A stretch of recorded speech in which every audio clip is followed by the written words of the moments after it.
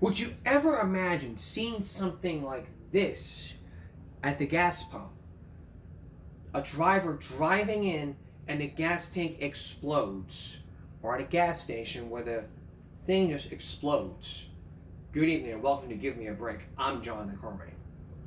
It happens nearly every day. A car rams through the gas station and explodes the car on the concrete. It's a danger at the pump you probably won't want to miss. And tonight, you're going to see some videos, some security camera footage of these gas stations that really make you think the next time you're trying to get some gas.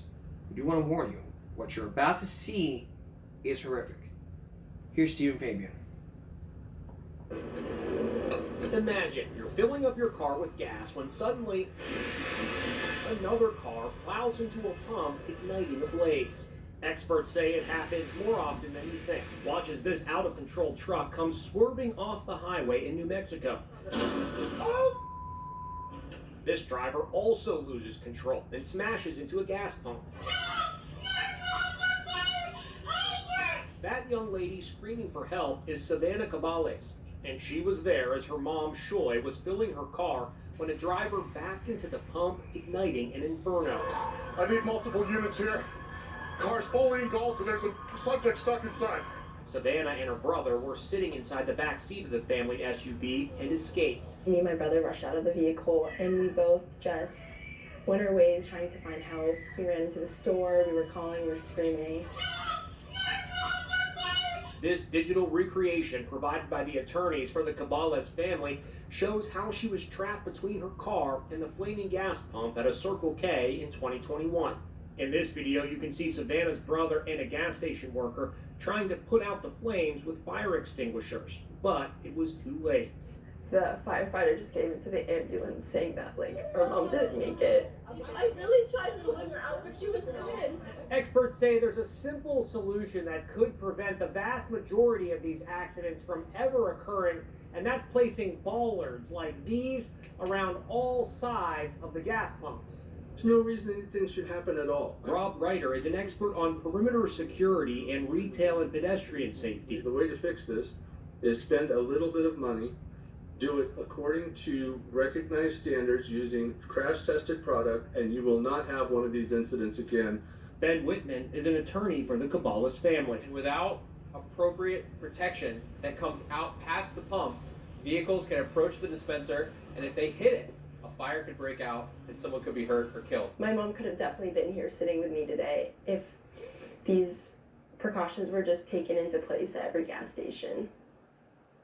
There are no federal rules requiring bollards at gas stations. Circle K, which did reach a settlement with the family, says it is heartbroken about the accident. They say the safety of their customers is of utmost importance. Of course. Of course, there is hope. And there are ways to make sure that stuff like this is not ever happening again. You gotta design safety. You can't just be, if you're gonna have a gas station mill, you need to improve safety. Put the ballers out. That way there won't be any accidents. It's exactly what I've been seeing. No ballers. If you don't have those, you shouldn't be opening up a gas station. You should be closing that down until you install those ballers. If you install those ballers, then you're good to go to open up. 7-Eleven has those installed. And believe me, they know what to do. They know when it came to safety.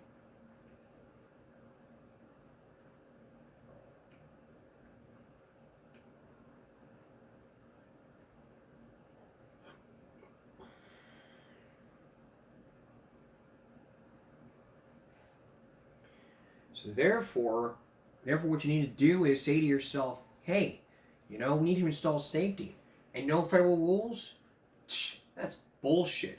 There needs to be federal laws saying that you are now required to have those ballers. If you don't, we'll shut you down. We'll shut you down till you get those ballers built. Unless that person decides to give in and probably say to himself or herself, hey, we need to install those ballers. We don't want to spend a lot of money. It only costs a little bit of money just to get it fixed. Just a little.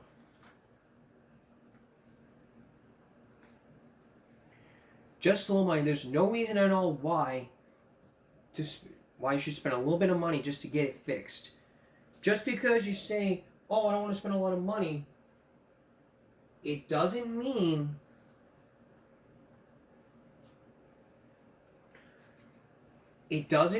that, you get to just do whatever you want to do because you think it's okay. Not spending money. I mean, what about the families? What about the victims? You say, oh, we feel horrible. We're heartbroken by the accident, by your statements. When in truth, you don't have safety barriers installed. If those things were installed, the family, the mom will still be alive today. And we'll be happy to announce that, she is doing okay. But the family's dead.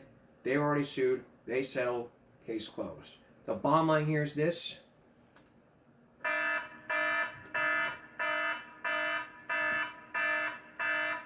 But customers and safety first. That's the bottom line.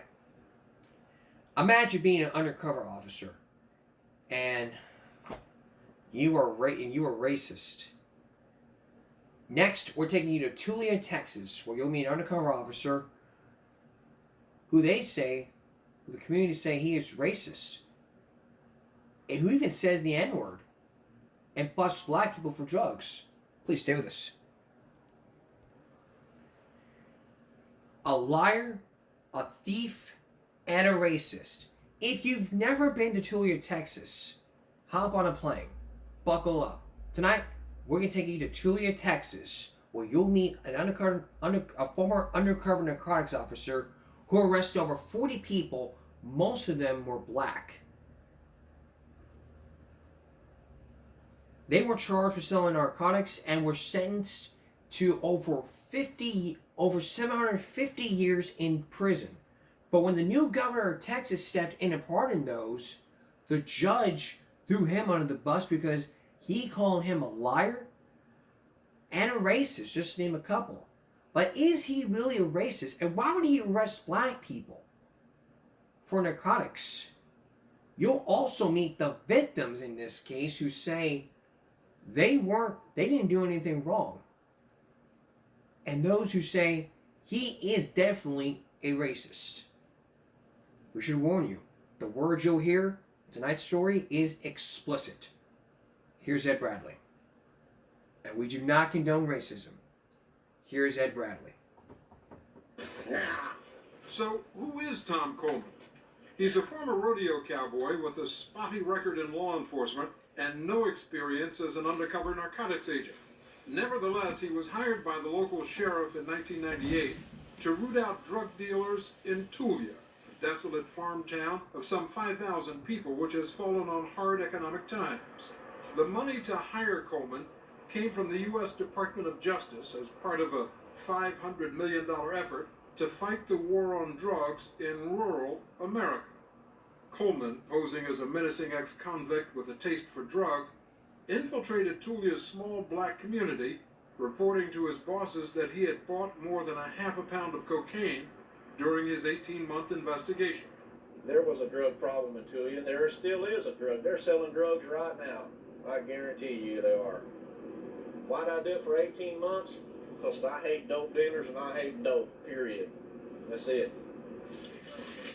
Early one morning in 1999, Tom Coleman's efforts culminated in the arrest of 13% of Tulia's adult black population. They were rousted out of bed, paraded in front of local television cameras in handcuffs, many of them half-dressed, and charged with selling cocaine to Tom Coleman at various times over the course of his investigation. The town newspaper declared Tulia's streets cleared of garbage. The defendants know when it boils down to it, when it right boils down to it, they handed me the dope and I handed them the money. One of those arrested was 26-year-old Freddie Brookins Jr., a former high school star athlete with no criminal record. He was sentenced to 20 years in prison. That wasn't an investigation. It was just a roundup. A West Texas roundup, that's all it was. 33-year-old Yule Bryant, a sales clerk, was charged with selling $160 worth of cocaine. And I was getting dressed. When they knocked on the door, I was still in my boxers. They told me where I was going. I didn't need no clothes. Billy Wafer, a 45-year-old warehouse foreman, was charged with dealing 2.3 grams of cocaine to Tom Coleman.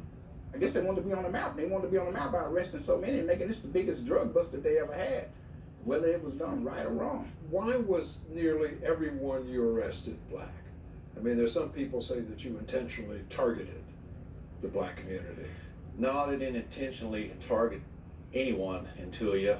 It turned out that way. It's just where the road led me. It may be no coincidence that the road led Tom Coleman to the town's black community. It was well known that he had used racial slurs in front of his superior officers in Tulia. Everybody's making a big deal. Oh God, he said the word like, oh, let's put him in an electric chair. Well, yeah, that word was bad back in the 20s, 30s, and 40s, and 50s, and 60s, and 70s. But now it's just a common slang, you know? I mean, people, you can watch TV and hear that word, you know? It's a greeting. Coleman told me he used the N-word to fit in with blacks during his investigation, and admits he also used it among his white friends. The word, yes sir, I've used that word. I've used it a lot. Yeah, what's up? Is that a greeting you'd use with me? Oh, no sir, not you. But it's okay to use it around other people? Yes sir. You consider yourself to be a racist? No sir. Do you see how some people might hear what you say and think that you are a racist and that you simply railroaded dozens of people because of their race? That's been said, yes sir. But that wasn't the case. What was the case was that the first defendants to face justice were quickly convicted in 8 separate trials by nearly all white juries. Only one of the jurors was black. I believe they already had a guilty verdict before any of us even went to court. They were all given harsh sentences ranging from 20 to 341 years in prison, even though the arrests had turned up no cocaine, no drug paraphernalia, no weapons, no money, or any other signs of drug dealing. The convictions were based solely on the uncorroborated word of Tom Coleman, who had followed none of the standard procedures routinely used in undercover drug operations across the country. Just for the record, did you wear a wire or other recording device? No sir. Did you have any video or photographic evidence that the buys took place? No sir. Did you have any independent eyewitness testimony from another undercover officer? No sir. Did you have any fingerprint evidence? No sir. But don't you want something more than your word? It's alchemy. Another little piece of evidence that can point the finger at that person? Yes sir, that would have helped. But that's not how the operation went. If it went any other way, Coleman claims it would have been too dangerous and may have blown his cover. The only records he made of the supposed drug buys were notes of the names, dates, and places which he scrawled on his leg. On your leg? Yes sir. Why not on a notepad? Because if I wrote it on a notepad and I left it laying around somewhere, somebody would have found it. And then they would have. So you just pull up your pant legs and write it down there? Yes sir. Wasn't it hard to keep track of information that you write on your legs? No sir. One of the harshest sentences of all, 90 years, went to Joe Moore, a 60-year-old hog farmer who has lived much of his life in this one-room shack. Authorities described him as the drug kingpin of Tulia. I didn't even know nothing about a kingpin. I don't even know how a kingpin live. Nothing. I don't know nothing about that. But I know they live 30 times better than this. No, 100 times better than this. Tom Coleman's great success at securing convictions came despite the fact that some of his cases fell apart, like the one against defendant Billy Wafer, who had his case dismissed when he was able to show with time cards that he was at work at the local seed processing plant at the same time that Coleman testified Wafer was selling him cocaine. It never happened. He's that good. He's that good of a liar that he convinced the DA and the sheriff that really happened. Defendant Yul Bryan had witnesses who said he was at a fair 50 miles away at the time Coleman said he sold him drugs. And that's not all. In my police report, he said I was a tall black man with bushy type hair. I'm 5'7". I haven't had any hair in like 6-7 years. Wasn't me. Case dismissed. And then there's the case of Tanya White. Coleman says she sold him $190 worth of cocaine in Tulia on October 9, 1998 at 10:15 a.m. That's not possible because I was at the bank in Oklahoma City at 9:45, withdrawing $8, and they got my signature on my withdrawal slip. How do you explain that? Well, all I know is she was in Tulia selling me dope on that day. But how could she be at the bank cashing a check at the same time? If I wanted to, I could deposit a check in your bank account without you being there. No, but this has her signature on it, and it was an assisted transaction. So that means that she had to deal with the teller who was there. Mm-hmm. So this record is not good enough for you? No, it's not good enough for me. It was good enough to get the case against Tanya White dismissed. But her three siblings, Donnie, Crimmy, and Kizzy, a young mother of two, were not so fortunate. They had already been sentenced to a total of 99 years in prison. Elaine Jones, head of the NAACP Legal Defense Fund, spearheaded the effort to free the Tulia defendants. She says what happened there defies logic. How do 46 drug dealers function in a community of 5,000 people?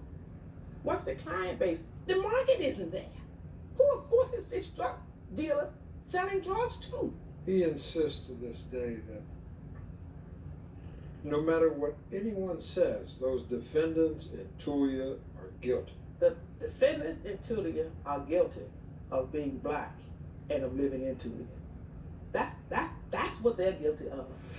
The jurors in the Tulia trials never heard what Tom Coleman's superiors knew about his checkered background when they hired him. Police officers he had formerly worked for said he needed constant supervision and had possible mental problems, and that he had abruptly walked off a previous job, leaving behind $7,000 in unpaid debts, prompting the sheriff in that town to warn that Mr. Coleman should not be in law enforcement. What's more, in the middle of Coleman's undercover investigation in Tulia, the man who hired him, the sheriff, arrested him on charges of stealing from a county where he had previously worked. Yet he was permitted to continue his undercover operation in Tulia. It's a situation where all of the law enforcement officers in Texas who knew of Tom Coleman's checkered past, said, and did nothing at the time of these trials and pleas. Said nothing. How did it happen? I mean, how did it all go so wrong? It's an indictment of the war on drugs. It's the way the war on drugs is being fought. Washington is passing out money, and nobody's supervising how it's being spent, applying the standards to these undercover operations. The U.S. Justice Department has spent billions of dollars over the years funding drug task forces in small towns like Tulia. The more arrests and convictions a task force makes, the more money it receives the following year, which can be used in virtually any way it sees fit. In 1999, Tom Coleman was rewarded for his efforts in Tulia. The Attorney General of Texas named him Outstanding Officer of the Year. But just 6 months ago, Coleman was called upon to defend his conduct before a state judge who was hearing appeals from some of those convicted in the Tulia state. He said that your testimony was, quote, absolutely riddled with perjury, that you were entirely unbelievable under oath, and that you are, quote, the most devious, non-responsive law enforcement witness this court has witnessed in 25 years on the bench in Texas. That's pretty harsh. Yes, sir, but that's his opinion. A lot of the juries during the trials, they spoke their verdict. And that was a lot of juries, and that's just one judge. But that one judge on one day this past summer set the Tulia defendants free.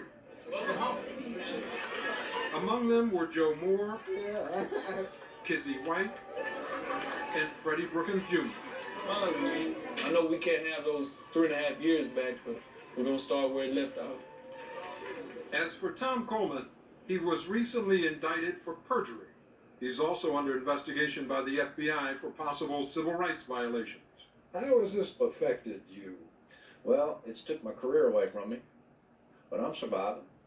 I'm taking care of my family, I'm paying my bills, and I'm not doing dope. I'm not selling dope to do it with either. It's been hard, yes sir, it's been hard, but I'm proud of what I did to you. Tom Coleman's perjury trial is set to begin this fall. And to avoid what happened in Tulia, Texas is considering a bill requiring that all undercover drug stings have corroborating evidence before a defendant can be prosecuted.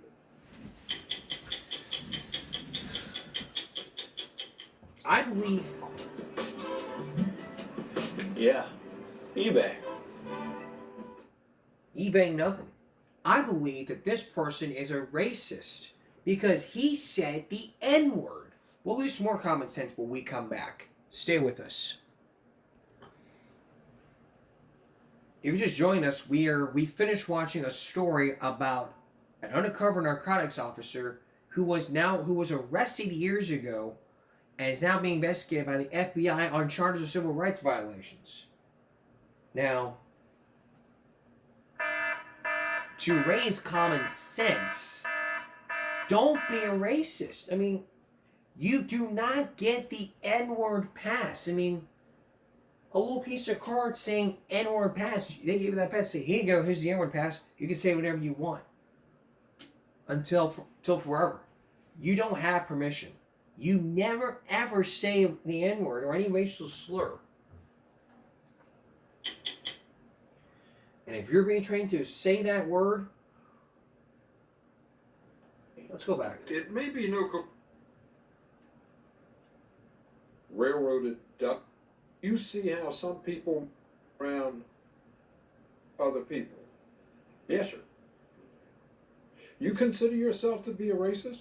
I think he is a racist because he said the N-word. He said it on TV. He said it on 60 Minutes. N-word, N-word, N-word.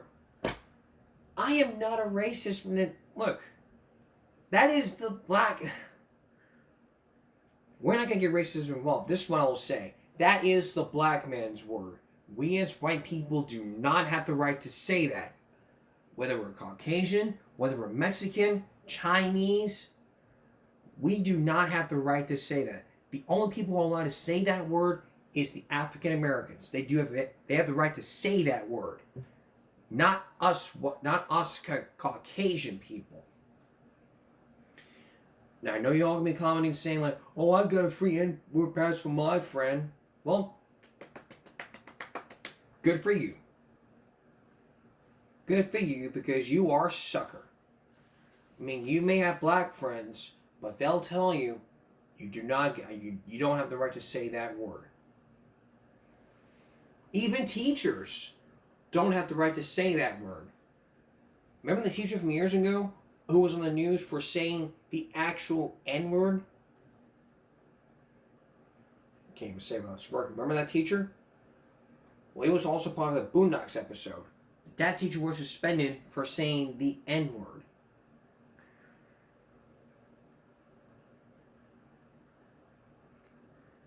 And all he just said to that student was, "Sit down, Blanca." And the teacher said, saying, "Well, get away from the door, N-word." You paid the insult back that you have not been trained to do. I'm going to tell you, I am not a racist. But if I were a racist, we don't be saying racial slurs. We're not going to deal with racism. But this guy right here, I consider this guy to be a racist. If you live in Tulia, Texas, don't ever speak to him. Don't ever make eye contact with him. Don't ever go out with him. Don't have drinks with him. Don't ever speak to him. And for the black community in Tulia, don't give him the N-word pass. Don't give it to him. If you're friends with him, don't give him the N-word pass. He has no right to use that word, ever. You may give that N-word pass to your buddy. It doesn't matter. I don't know why I'm smirking when I say it, because it's not funny. I mean, you look at me with a smirk on my face thinking it's funny. It's not funny. It is very serious. I would never, but if I did one day, which I would never, but if I did,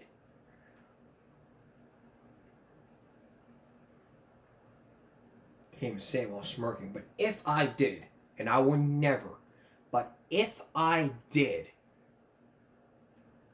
if I came up to that person, one African American, and I said, nigga, I would not only be a racist, but they would beat the crap out of me. Exactly. And what about when people use the words bitch and whore? When we return, Bushwick Bill was on Jerry Springer. He gives us his take about the words bitch and a whore. Please stay with us. I just want to say again, I am not a racist, and I never was a racist. I have friends in this community that are African American, and I would never ever say that N-word. But if that would happen, I'd get my ass kicked for saying that word. If they give me the pass for saying the N-word, I'd just tear it up and throw it in the ocean. I'm not a racist, and I will never be a racist. But what about Bushwick Bill, famous rapper? He was on Jerry Springer back in '93 because of his lyrics contains the words bitch and a whore, which is really offensive to all women. We are taught to treat women with respect. We don't call them offensive names like bitch, hoe, and a whore. You may think it's okay, but that is never okay. If you are married, you do not have the right to call your wife or girlfriend the B word. And if you got a mother, you got no right ever to be calling somebody the B word. Especially in front of the girlfriend or wife's father. Guy was laughing at the previous video we saw from when this person called her a bitch, and it was like, "What do you come on, dog? What do you come on, dog? What you come on, dog? Come on, man." But jokes aside, don't you dare do that. Ever come up to you and say, "Nigger, you beat the crap out of me." Why? You have every right to. What's the point? Why wouldn't hold up? You say why? I go according to everything by definition. The word nigger means shiftless, lazy, and ignorant. I'm not a nigger. Shiftless, lazy, and ignorant. That's what the N-word meant, but he's African American. He has he can say the N-word all he wants, but he will never give one pass to his white friends. Ever come up to you? Never, and have never. But if I would ever come up to you and say, "You beat the out of me," why? You have every right to. What's the point? Why wouldn't hold up? You say why? He was also on Jerry Springer, and like I say, he was also on Jerry Springer. Right. They had to put his mom on the phone, and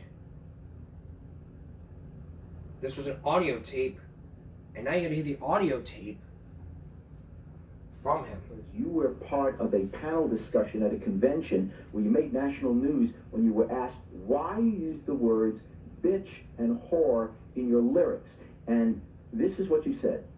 You can't blame me because my surroundings limit me to the fact of only being across bitches and hoes. That don't mean there ain't ladies and women out there. That's the point I'm making. I just ain't met her. When I tell my mother, She's a woman, my mother. And you know what? I'm not f***ing my mother. If I was f***ing you, you'd be a bitch. You know what I'm saying? You know, it may not be your mother, but you are talking about women.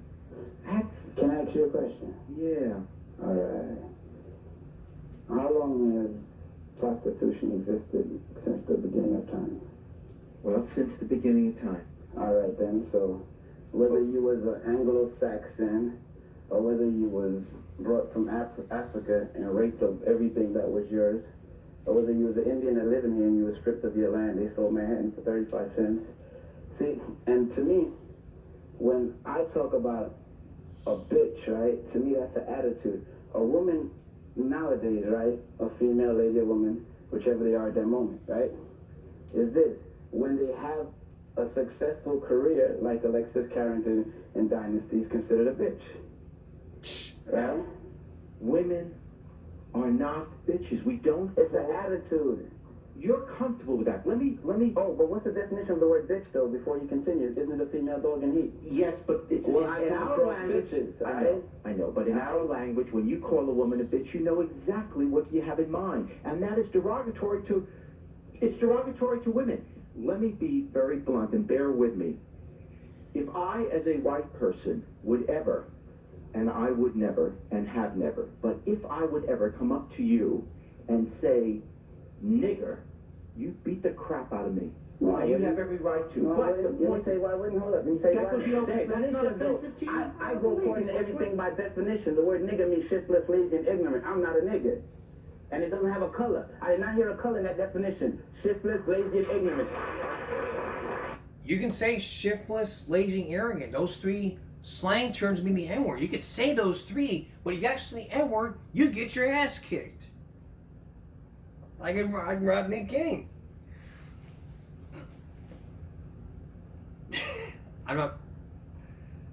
I do take racism very seriously, and I don't mean to joke about that. I'm very sorry. This is really a huge issue here because really, you know, it's like I would never call my parents the B word. I would never call my brother the B word, my sister the B word, my sister-in-law the B word. I have friends that are females, and I would never call them any derogatory word. Never. If I did, we would not be friends anymore. We would never be friends. Never ever be friends. And I don't know why I'm smirking, thinking it's funny. But it's not funny. It is offensive to all women. Yes, the word bitch means a female dog. It's derogatory. But it's derogatory to other females in our language. You know, there are country songs out there that use the B word. You know, reality. Kenny Chesney. Yes, some days it's a bitch. It's a bitch. It's something. Joe Diffie. Ships that don't come in. He said bitch. He said the B word. There's also the Blake Shelton song. He said the B word.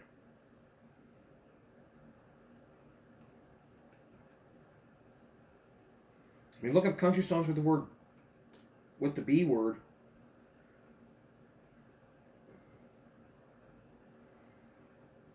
And you'll thank me later.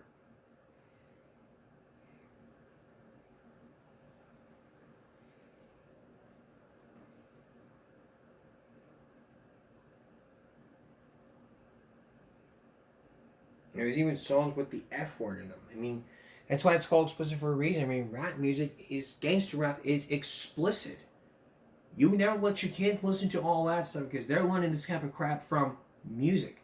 Not just TV, but not just from TV, but from music and video games. Video games like Grand Theft Auto, they have explicit language on them. And our job as parents is we got to make sure that we shield our kids from this type of language. What's going to happen to us if we don't? Well, they're going to go see that in school. They're going to get suspended. And not just suspended, they'll be expelled for using profanity, for inappropriate use of language.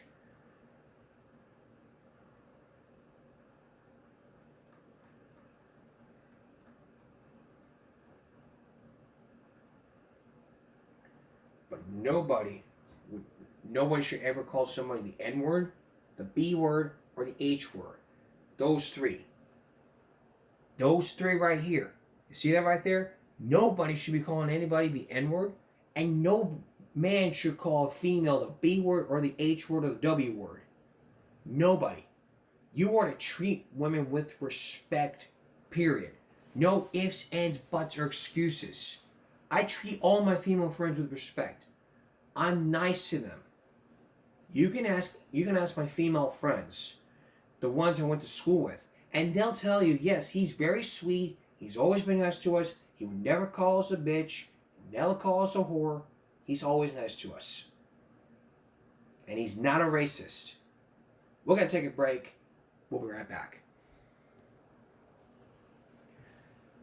It's going to be nearly 2 years since we lost Jerry Springer. And now there's a new documentary that could really shed some light about all the fights that are happening on stage. Are those fights staged? Take a look. Take a look through the documentary. Outrageous knockdown, drag-out brawls. Nobody but yourself. Family food fights. Shocking confessions. You sleep with my man? Oh, that wasn't the first time, sweetheart. In the Jerry Springer Show's 27-year history, everyone wondered, could those epic confrontations be for real, or were they staged? Now a new documentary, Jerry Springer, Fights, Camera, Action, reveals the dark secrets behind the show's infamous slugfests.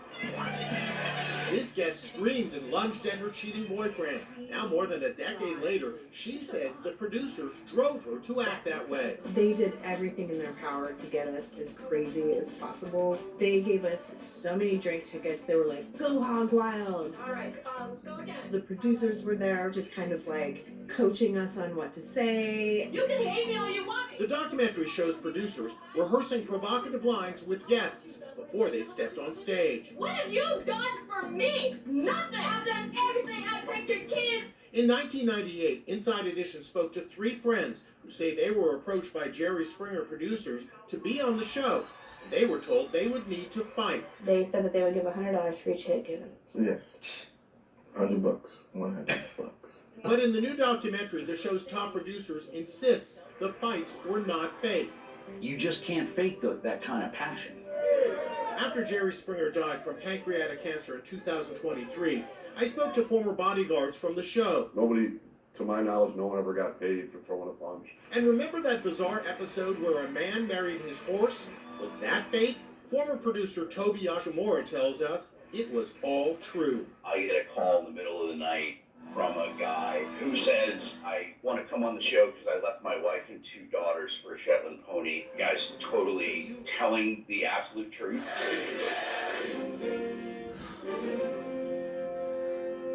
Oh, gosh. We all love Jerry Springer. Jerry.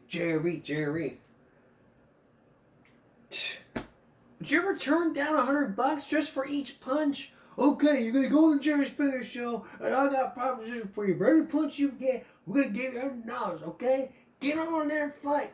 Okay, that's a punch. We'll give you $100. Not a punch. That's $200. $300. 4, 5, 6, 7, 8, 9, 10, 11, 12, 13, 14, 15, 16. You'd have to be punching 10,000 times in order to get $10,000.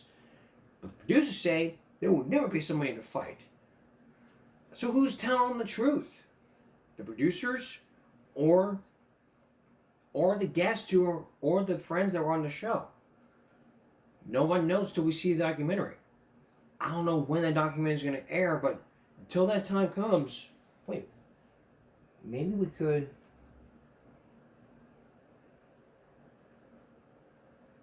We can find out when it aired.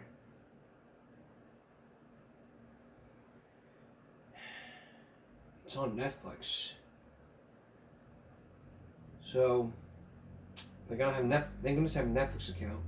So what I'm gonna do is, this was released almost 2 years. This was released yesterday, so I'm gonna watch it today, and then on our next broadcast, I'm going to tell you what I think about the documentary, all the things that have been talked about. So be sure to look for that on an update show coming up tomorrow. And also coming up tomorrow, well, we'll give you a little preview, but, you know, report to 2 years, and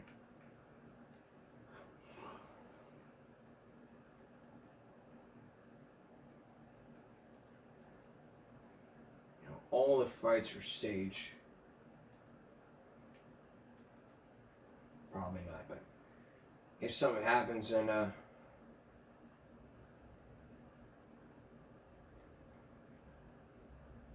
we'll let you know.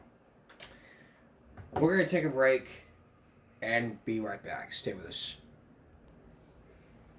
So, it's your birthday, and you want to tell your parents you wanted to get some video games for Christmas, but how'd you feel like getting a whole store?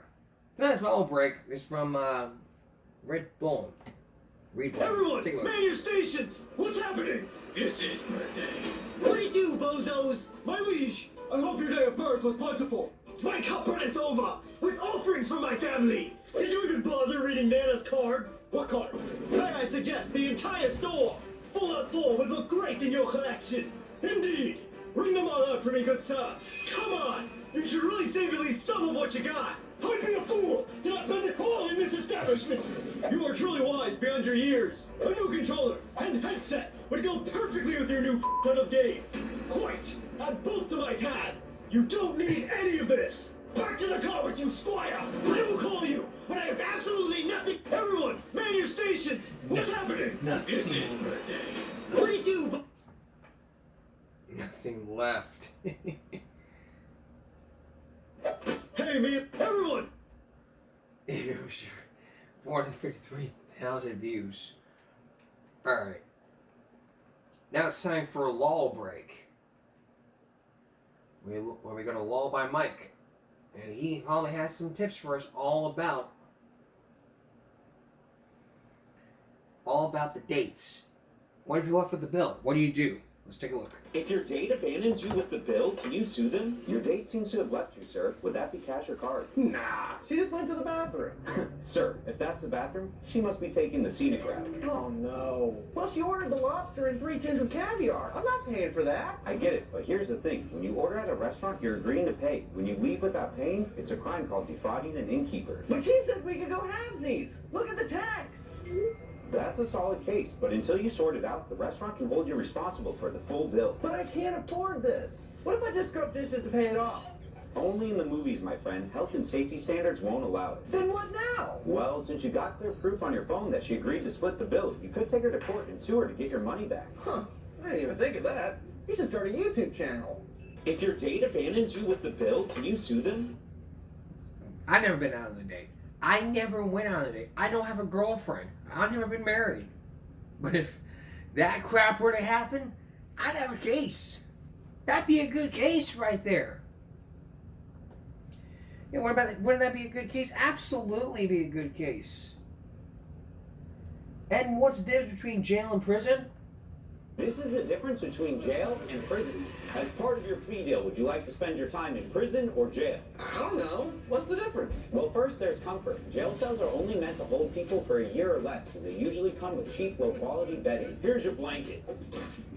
What the? This is a wet towel. A prison cell, on the other hand, is designed for long-term living, sometimes for life. So they generally have higher quality bedding and a small window for natural light. Well, if that's the only difference, then I'm going to prison. Well, there's another difference. Privacy. What do you mean? Prisons have far more guards than jails because prisons hold some of the most dangerous criminals in the world. This also means there's video surveillance watching you 24 hours a day. Oh, well, you put it like that, I guess. And then there's the freedoms. Freedoms? In jail, there's often nothing to do while you wait. But But in prison, there's usually an exercise yard, a basketball court, and even a TV room. Hey guys, the latest All by Mike video just released. Let's subscribe to that guy. Man, this is tough. I know. I'll pick neither. Nice try. This is the difference between jail and prison. I'll pick neither. Tato con nombre.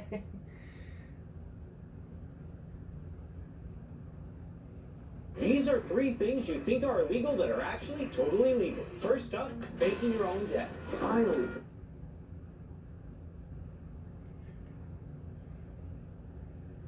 Alright, if you're going to go to a mechanic, you might need These are those 3 scams. tricks mechanics use to make you spend more. A sneaky mechanic will use a bait and switch technique, where they'll offer you a great deal like $1 oil change, limited time offer. Oh boy, what a deal. But once your car is in the shop, the sneaky mechanic will then discover a bunch of other problems before handing you a really expensive bill. $1,000? I came in for a $1 oil change. Explain yourself. When you ask for an explanation, the mechanic will overwhelm you with complicated words. Alright, so first we have to recalibrate your car's exhaust manifold for the anti-gravity chamber and the Wingardium Leviosa. Stop! Just tell me in simple words what went wrong. Finally, sneaky mechanics will make things look worse than they are to justify ridiculous prices. As you can see here, your muffler is completely rusted. We'll have to replace it. Let me see that.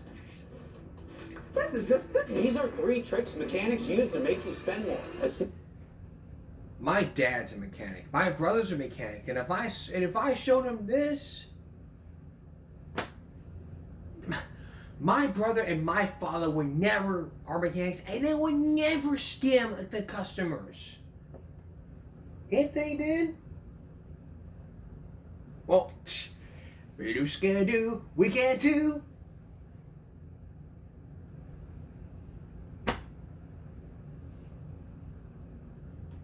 Da da da. Then scoot it back here. Da da da da da da.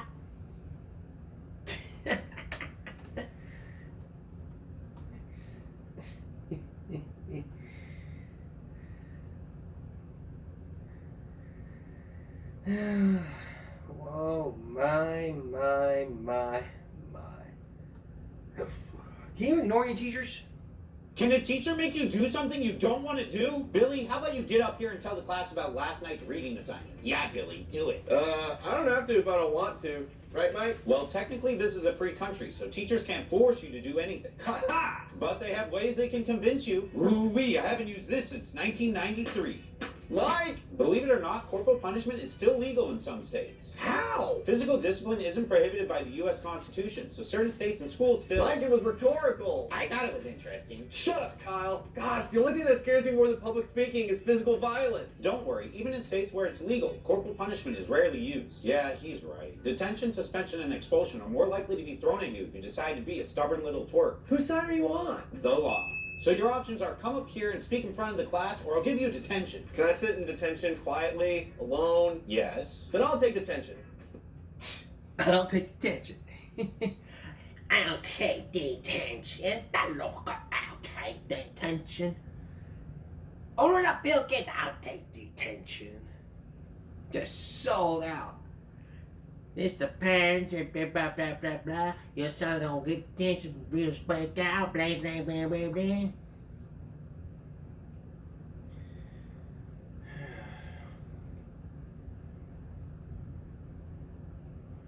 And finally, how many kids can somebody have?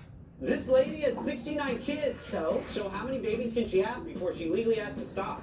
Well, it depends on the country she's having the kids in. In China, before 2015, you were only allowed to have 1 kid per family. What? You can't pick just one. Careful, if you were ever caught with more than 1 kid, then you could be... Freeze! Baby police! Fine. Or if you were an employee of the government, you could lose your job. A fine? I'm a new single mother. I don't have that kind of cash. Yeah, well, good luck having your little bundles of joy registered in our national database. Registered in our national database? What does that even mean? Well, if your baby isn't registered in our national database, it means legally your baby doesn't exist. And they won't have access to social services like healthcare and education. Good thing this is the only country that gives me a baby limit. I'm moving to Vietnam. Well, actually, Vietnam has a 2-child policy, and to help enforce it, women can be compensated for... For doing what? Getting their tubes tied. What do you think I said? Well, a 2-kid policy is not going to work. What about my 67 other kids? Well, the U.S. is land of the free, which means you're free to have as many babies as you want. Really? Well, I gotta head to the store, Mike. Do you mind taking care of my sweet little pumpkins? This lady has 69 kids. So? Alright. And also sneaking out of crime. Is it illegal to sneak out of your parents' house? Where Where do you think you're going? Out? You know that sneaking out is a crime? Well, that depends. How does this lawyer keep getting here? Number one, some states do have curfew laws, but most leave it up to the city or neighborhood. Oh, I know.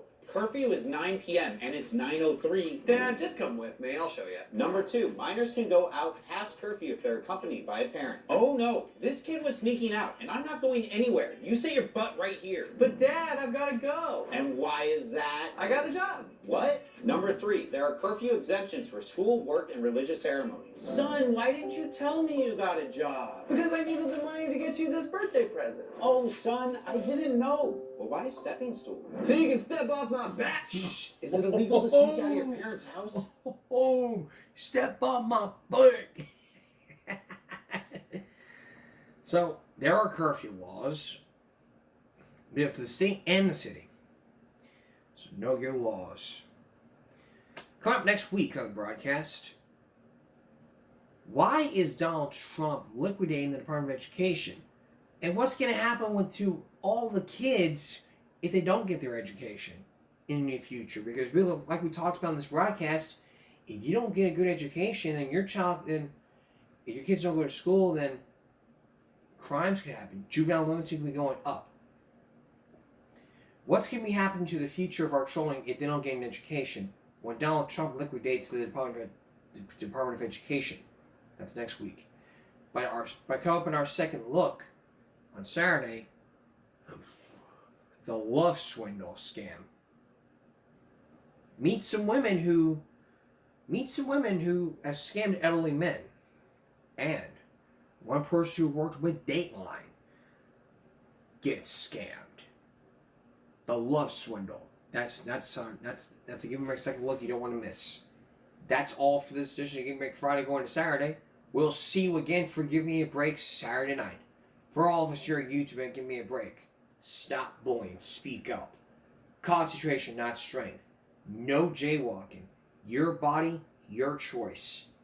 Don't be a racist, and don't call any females derogatory and offensive names. Have a good night.